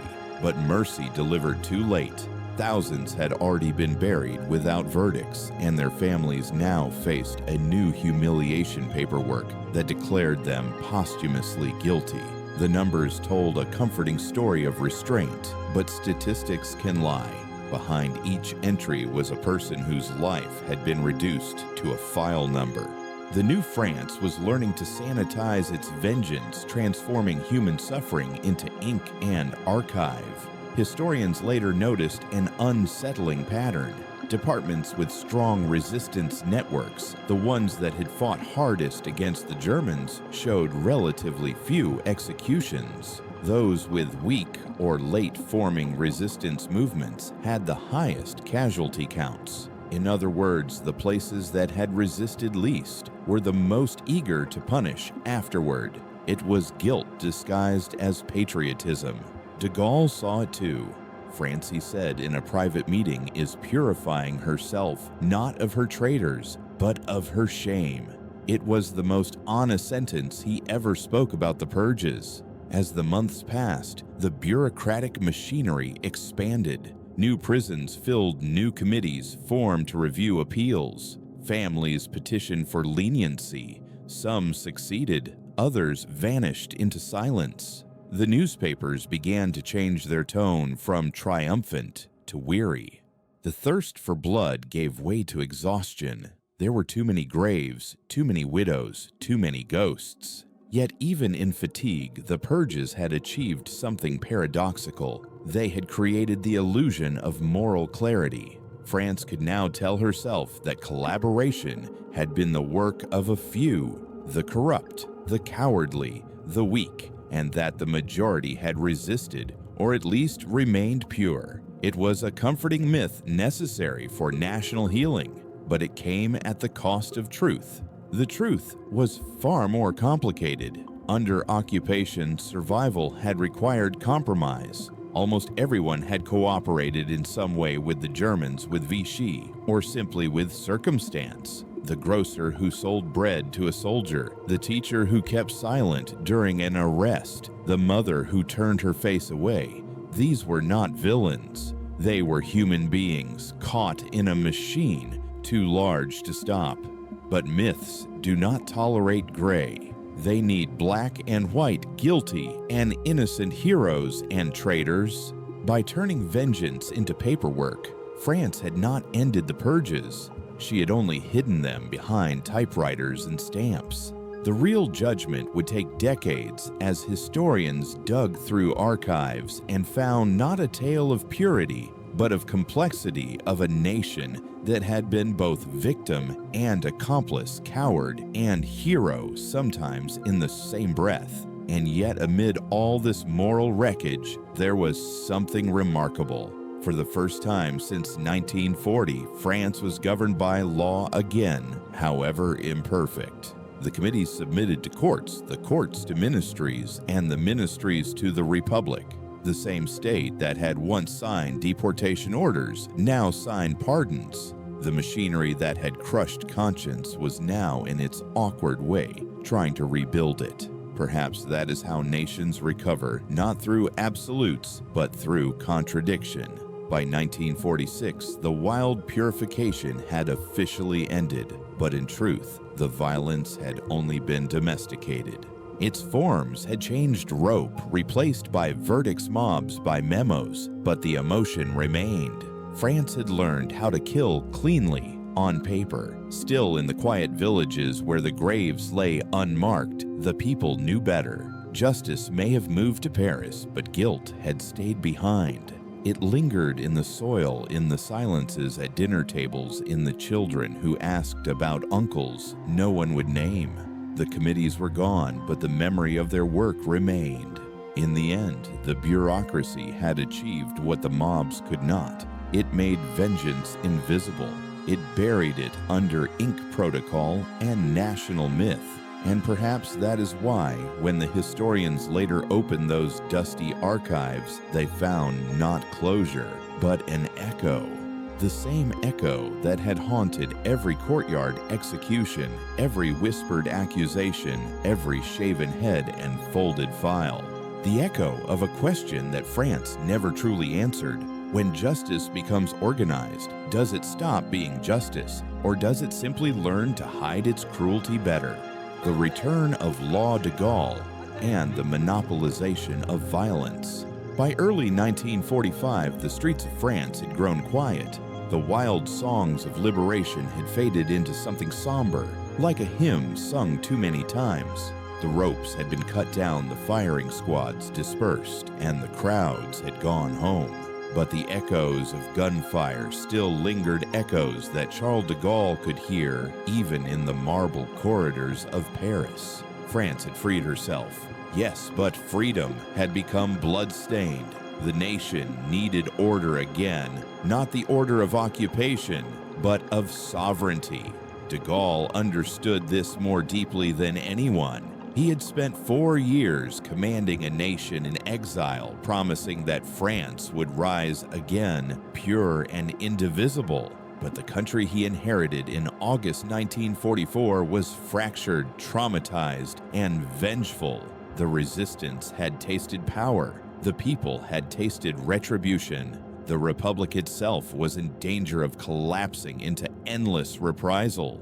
De Gaulle's task was not just to rebuild France, it was to reclaim her monopoly on violence. He began, as always, with symbolism. The general stood before microphones and declared, "France has liberated herself." It was a necessary lie meant to restore dignity. The Allies had marched across her soil, the Americans and British had delivered victory. But de Gaulle insisted that France had saved herself through courage and sacrifice. The words were theater, but they mattered. They turned chaos into narrative humiliation, into myth. Behind that myth, however, de Gaulle worked with brutal pragmatism. He knew that as long as vigilante committees ruled the villages, there could be no republic, only revenge. So he set out to dismantle them. By February 1945, official decrees ordered all Comités de Libération to dissolve and transfer their files to judicial authorities. The message was clear: justice now belonged to the state. The days of local executioners were over. But reclaiming power from the resistance was not easy. Many of these committees had fought and bled for years. They saw themselves as the true soul of France. They did not take kindly to bureaucrats from Paris telling them when to stop. Some ignored the decrees entirely, continuing to try, condemn, and shoot collaborators on their own terms. Others destroyed their archives, unwilling to surrender the names that had fueled their vengeance. De Gaulle's government moved carefully, aware that too much force could ignite rebellion among men who still carried weapons. He offered them legitimacy instead. Former Maquis leaders were absorbed into the army or police. Resistance fighters were decorated with medals and parades. Their heroism was honored in public, while their autonomy was stripped away in private. It was the oldest trick in politics, praise to disarm. The restoration of law proceeded unevenly. In Paris, military tribunals began reviewing collaboration cases under strict procedures. In the provinces, courts sprang up in former town halls and schools presided over by hastily appointed judges. The process was messy, but it had one crucial effect: it slowed the blood. No longer could a crowd decide a man's fate in an hour. Now there were hearings, witnesses, paperwork. The fire of vengeance was forced to cool under the weight of administration. For many French citizens, this shift felt like betrayal. They had waited years for justice, and when it finally came, it arrived wrapped in bureaucracy. Where once there had been certainty, guilty or dead, now there was ambiguity. Some collaborators were acquitted, others received lenient sentences. The outrage was immediate. Newspapers demanded harsher penalties. Families of resistance martyrs flooded government offices with letters demanding executions. But de Gaulle would not bend. He understood what the people did not, that endless punishment would destroy the very thing they were trying to rebuild. A nation cannot live forever on retribution. It must at some point forgive, or at least pretend to. His policy was clear: the wild purification would end, and France would replace vengeance with justice, even if justice looked merciful. The numbers tell the story. Between 1944 and 1951, over 300,000 cases of collaboration were processed by French courts. Only about 77,000 ended in convictions, and of those, fewer than 800 people were executed by the state. Compared to the thousands killed without trial during the previous months, it was a striking reversal. The transition was not merely political, it was psychological. France was reasserting the idea that only the state had the right to decide who should live or die. This was the heart of sovereignty, the monopoly on legitimate violence.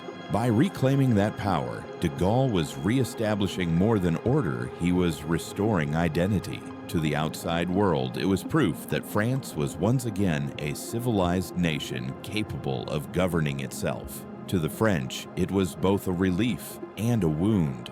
The calm of the courts felt unnatural after so much chaos. Many families of resistance fighters resented the leniency of judges who had once worked under Vichy, but others, exhausted by grief, welcomed the silence. After years of fear and fury, they were ready for laws, even imperfect ones. Still, the truth was not so tidy. The reassertion of state power came with compromises that history would later expose. Many high-ranking collaborators, the bureaucrats and financiers who had enriched themselves during the occupation, escaped severe punishment. Their wealth and connections shielded them from the harsher verdicts. Some reappeared quietly in post-war governments or corporations. Meanwhile, the small-town translator or shopkeeper continued to bear the full weight of the nation's shame. Justice, once bureaucratized, began to resemble its opposite. It was no longer about guilt, but about optics. France needed to show the world that she had purged herself, but not so violently as to seem barbaric. The balance was delicate enough blood to prove resolve, enough restraint to prove civilization. For de Gaulle, this balancing act was personal. He saw himself not just as a leader, but as a redeemer. He wanted to rebuild a France untouched by humiliation, a France of honor, unity, and grandeur. The purges, with all their chaos and cruelty, threatened that vision. So he folded them into a larger narrative, the story of national resurrection. The resistance became a myth collaboration, an aberration. The shame was buried beneath the marble of victory. He even managed to turn forgetting into a kind of patriotism. France does not judge herself, he once said. She corrects herself. It was a subtle but crucial distinction. Judgment implied guilt. Correction implied growth. And so history was rewritten not as a confession, but as a recovery. By 1946, the fires of retribution had cooled into embers. The last extrajudicial executions faded into rumor. The files of the epuration were sealed and stored in departmental archives, where they would sleep for decades. The public turned its gaze toward reconstruction, the rebuilding of cities, industries, and families. France was tired of looking backward, but the silence that followed was not peace. It was repression of another kind. Beneath the surface, old wounds festered. In small towns, families avoided one another's eyes at the market. Children grew up hearing fragments of forbidden stories. Your uncle helped the Germans, someone would whisper. Your grandfather was in the Milice. Decades later, when those children became adults, they would discover that their country had buried more than its collaborators. It had buried its memory. In the long years that followed, de Gaulle's republic would come to symbolize discipline, unity, and pride. But in the foundations of that republic lay bones literal and moral. The justice he restored had been built on the ruins of vengeance. It brought stability, but not reconciliation. France had stopped killing, but she had not yet learned how to forgive. And perhaps that was the most human truth of all. Nations like people rarely recover from shame without first pretending it never happened. In the archives of the Ministry of Justice, a note written in de Gaulle's own hand survives. It reads, "The law must now contain the passion it once unleashed." Beneath it, a simple signature, CDG. It is both an order and an epitaph for the wild years when law had no meaning and France had no restraint. By reclaiming violence for the state, de Gaulle saved the Republic, but he also ensured that its ghosts would remain trapped within it, locked behind bureaucratic doors. Justice, once reclaimed, could no longer speak freely. It could only whisper through paper. When the historians of the next generation opened those files, they found not the record of a nation healed, but the anatomy of one that had amputated its conscience to save its body. The ropes were gone, the guns silenced. Yet in the quiet halls of government, France's new justice system continued to do what the mobs had once done, decide who deserved to live and who would be erased. The monopoly on violence had returned, but so too had its price. The uneasy reckoning, when justice looked in the mirror. For years after the guns fell silent, France told herself a comforting story. She said that evil had worn uniforms and that goodness had worn armbands. She said that treason had been punished and that innocence had been restored. It was a story necessary for healing. But history, like memory, never stays buried for long. By the late 1940s, the trials had slowed, the prisons had emptied, and the Republic had turned its attention to rebuilding. Yet beneath the fresh paint and the new flags, questions still whispered. Too many graves without names. Too many verdicts without trials. Too many people who had vanished, not because they were guilty, but because someone needed them to be. The official narrative of purity could not hold against the weight of reality. When the post-war government published statistics about the épuration légale, the legal purification they showed restraint, moderation, order. But the real France remembered differently. Every village had a story of a man shot behind a barn, a woman shaved in the square, a name crossed off a list after it was too late. It was in these spaces between record and rumor that the reckoning began. Historians and journalists started to ask the forbidden questions. How many of those killed in 1944 and 1945 had actually collaborated? How many had simply been caught in the chaos of vengeance denounced by jealous neighbors or political rivals? And most uncomfortable of all, how many of the real collaborators had escaped? The answers came slowly pieced together from archives and testimonies. What they revealed was not the triumph of justice, but the tragedy of confusion. Some of the most notorious victims of the purges, the ones whose names had been shouted from rooftops, whose bodies had been left in ditches, were later discovered to have been working as double agents for the resistance. One of them was Pierre Laval, a former police inspector who had run intelligence operations for the Germans in Paris. On the surface, he was a perfect villain, calculating, visible, despised. After liberation, he was executed almost immediately. Years later, historians uncovered documents showing that Bonnie had secretly passed information to Allied networks, helping smuggle downed pilots and warn Jewish families before raids. He had played both sides, gambling with lives and loyalties. The committees that condemned him never knew, or perhaps they did not care. In the delirium of liberation, complexity was a crime. The same irony repeated itself across France. Shopkeepers who had traded with German soldiers had also supplied the resistance. Clerks who had stamped deportation orders had stolen documents to forge escape papers. Priests who had appeared friendly with occupiers had hidden fugitives beneath their altars. The occupation had turned morality into a labyrinth, and liberation tried to flatten it into a single line. Meanwhile, the powerful collaborators, those who had orchestrated deportations or built fortunes from the black market, often escaped the fate of the poor. Men like René Bousquet, the Vichy police chief who organized Jewish roundups, received light sentences and quietly returned to business and politics. When de Gaulle's government sought stability, it found it in the very men who had once enforced Vichy law. The small traitors died, the great ones adapted. It was the cruel symmetry of history. Those who had served the enemy skillfully were too useful to destroy. In the countryside, resentment simmered.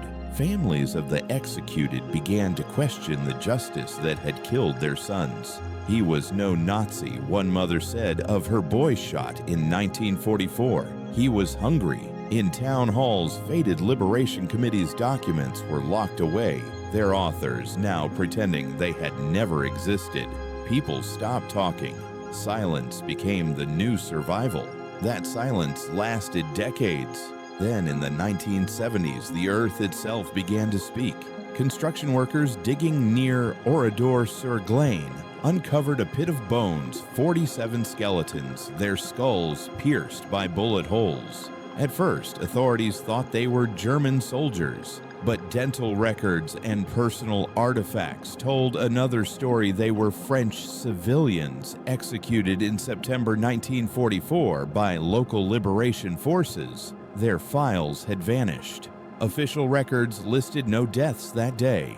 The discovery broke the illusion of closure. If these graves existed, how many others lay hidden beneath roads, farms, and parking lots? Archaeologists and historians began to investigate, unearthing mass graves across the country. 63 bodies near Toulouse, 32 outside Lyon, dozens more scattered through the forests of Limousin and Provence. Each discovery peeled back another layer of denial. The findings were devastating. American intelligence reports from 1945 had estimated 9,000 to 10,000 extrajudicial executions during the liberation. The graves suggested far more, perhaps 12,000 to 15,000, maybe higher. And there was something else, something colder. The bodies were not scattered haphazardly. They were buried in neat rows, hands-bound bullets to the back of the head. It was not mob justice. It was organized execution. Records showed that the same committees who had hunted collaborators had also maintained meticulous logs of ammunition,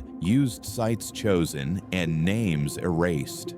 The purge, historians realized, had not been chaos at all. It had been a system. It was the final irony France had borrowed the enemy's methods to cleanse herself of him.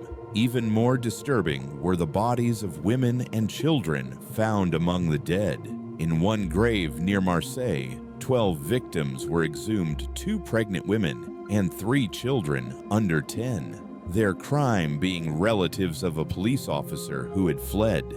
In another pit near Grenoble, investigators found family members of a suspected informant shot together, their personal belongings stripped away.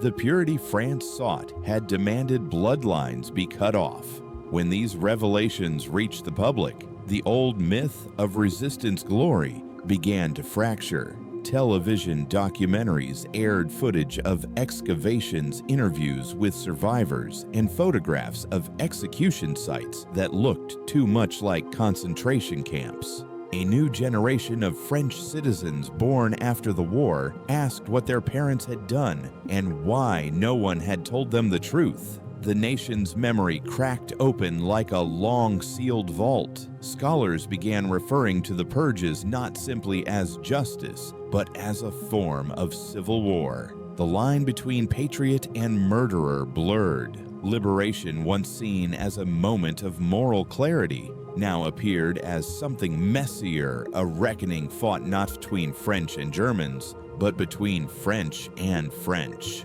It was a painful awakening, and de Gaulle's legacy, once untouchable, was not immune. Critics argued that his insistence on unity and silence had allowed the truth to be buried. His republic had been built on selective amnesia, on the idea that the resistance represented all of France. The reality uncovered decades later showed a nation far more divided and human than the myth allowed. But perhaps that was inevitable.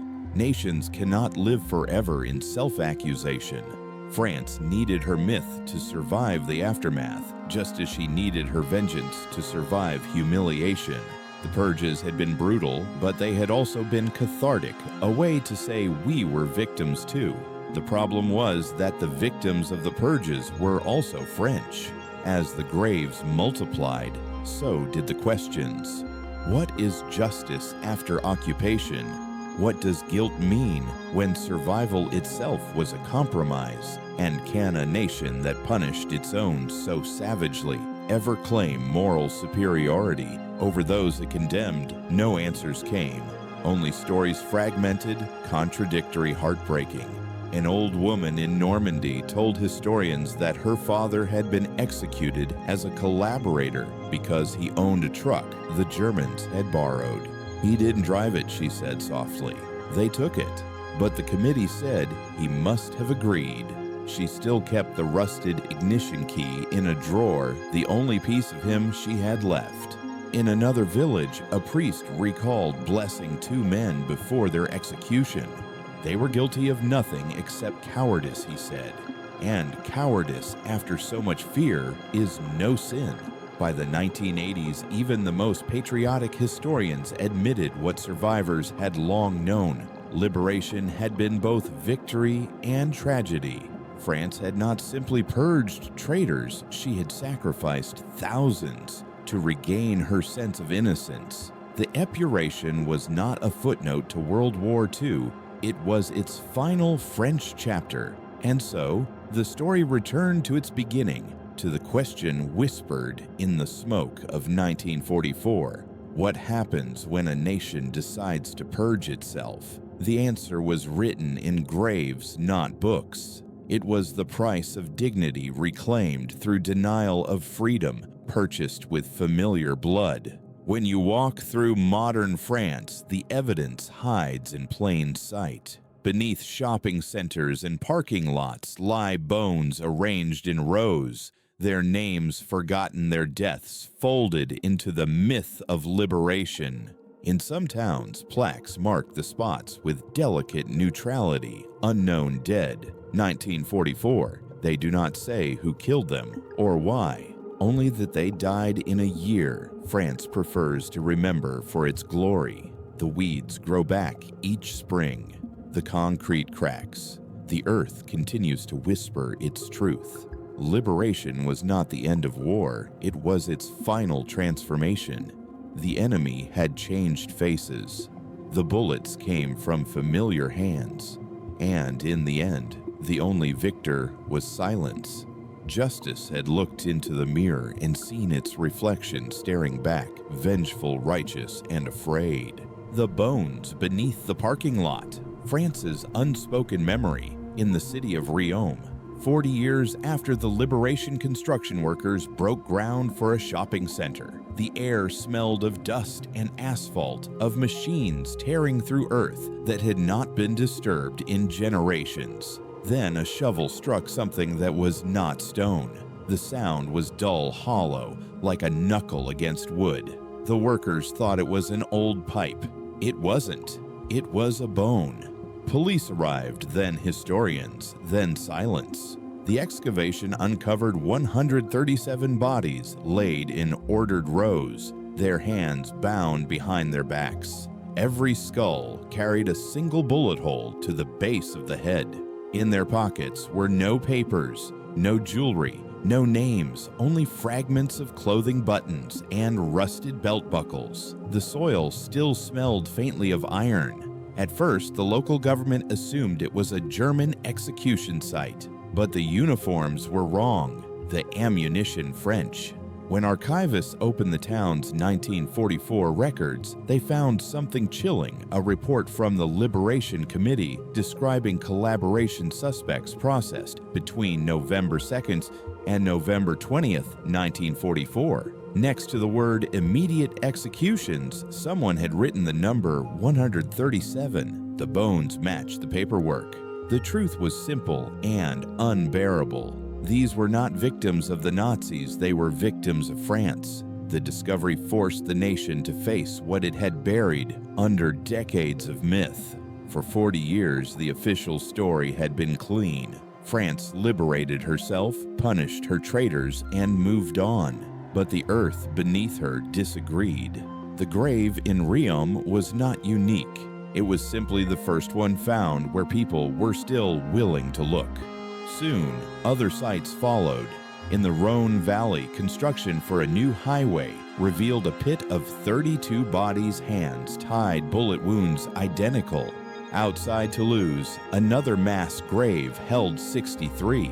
In Marseille, 12 corpses, including 3 children, were unearthed during a housing project. The pattern was unmistakable. These were not isolated acts of revenge. They were the remnants of a system. Each new discovery cracked the marble of France's self-image a little more. The government tried to contain the shock. Officials called the graves historical anomalies, products of the confusion of war. But confusion does not line bodies in rows. Confusion does not remove identification papers or record execution counts in neat columns. These graves had been organized. They had been planned. The press called them les fosses de la mémoire, the graves of memory. The phrase carried double meaning, the memory of the nation and the grave it lay in. Historians returned to the archives, this time with less reverence and more suspicion. They discovered that many departmental files from 1944-45 had been quietly sealed for reasons of national unity. When access was finally granted, the contents were staggering.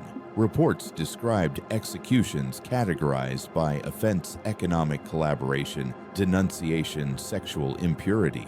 The tone was administrative detached, sentences were numbered, signatures elegant. Bureaucracy had turned vengeance into an art form. And then, as always, the paperwork ended in silence. No follow-up reports, no burial locations, only a single word scribbled in the margin of one document found near Lion Fate. Done. That word became a kind of national epitaph.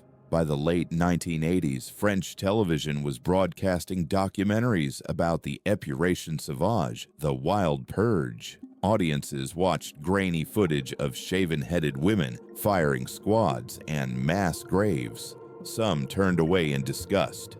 Others refused to believe. Propaganda said the old veterans, communist lies. But the bones did not lie, and neither did the photographs taken by American intelligence officers who had documented the killings in 1944.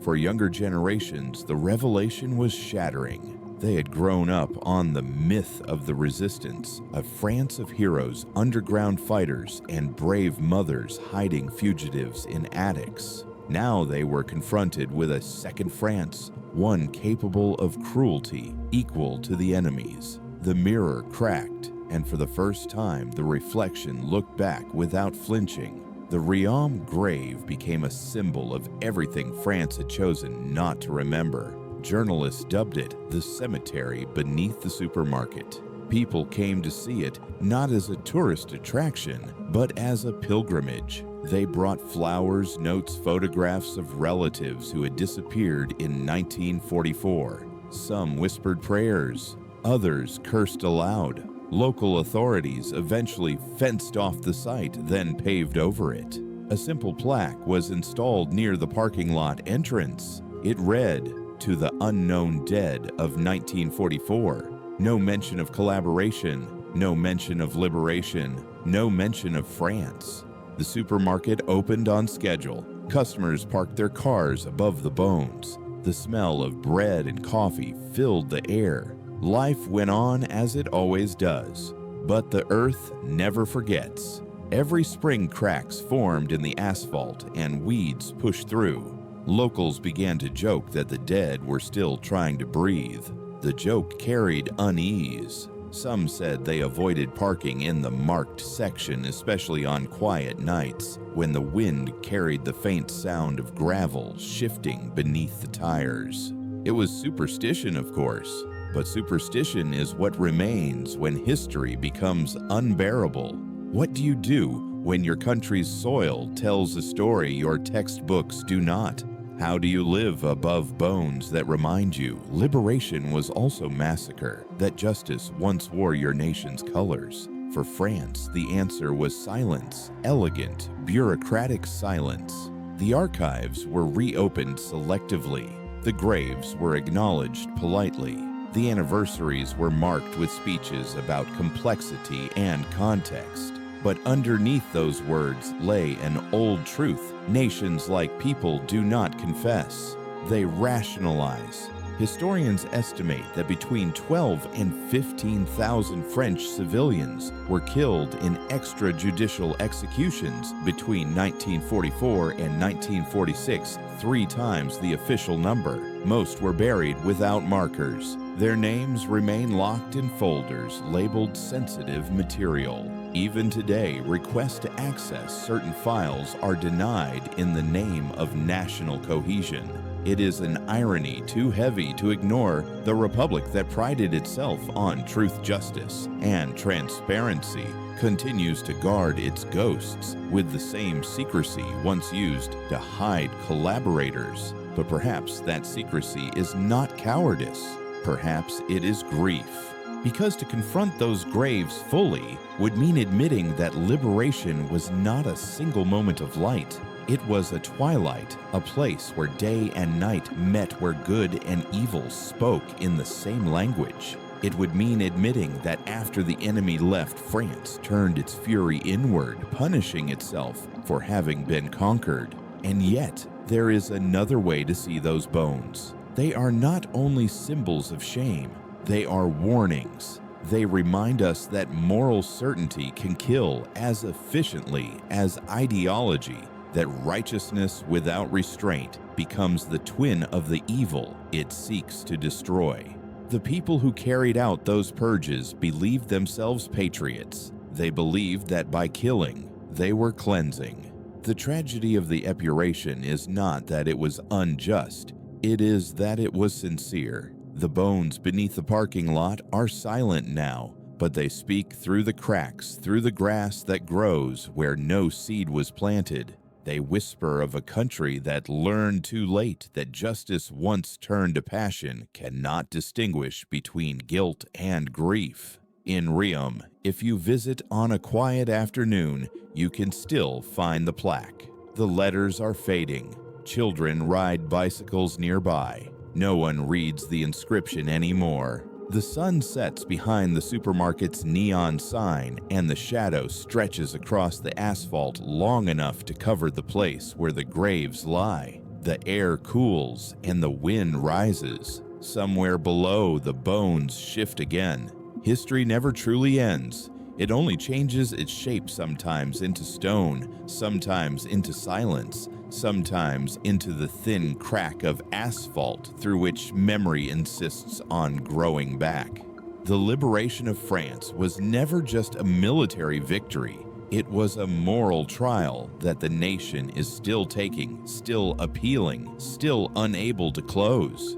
Beneath every monument to the resistance lies another monument invisible to the eye, a reminder that justice and vengeance are brothers who share the same face. And though time has buried them under concrete and convenience, the dead still bear witness. Their silence is heavier than any verdict.